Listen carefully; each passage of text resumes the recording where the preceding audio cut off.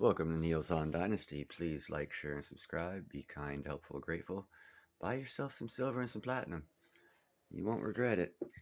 Anyhow, this is a report on the EU capitulating over Russia's money that they were seizing or assets that they were seizing. The EU is capitulating and they're stopping of the freezing of the assets of Russian civilians and government assets over the Ukraine war. Here's the reports from TFI Global. Legal and humanitarian concerns raised, the EU has come to the realization that it cannot afford to confiscate assets and will be returning them to Russia, according to recent reports. According to an article published in the German newspaper Die Welt, while top EU officials, including European Commission President Ursula von der Leyen, have publicly supported the idea of giving the money to Ukraine, this would prove difficult to implement in practice and is likely doomed to fail for a number of reasons.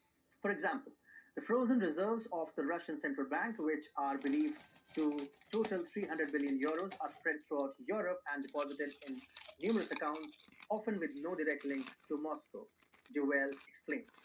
As a result, Brussels has no clear idea of where exactly all that money is, the newspaper said.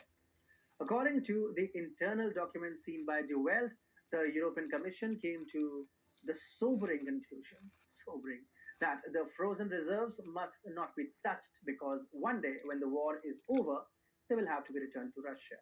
This decision could be a significant economic boost for Russia as the assets in questions are worth trillions of dollars.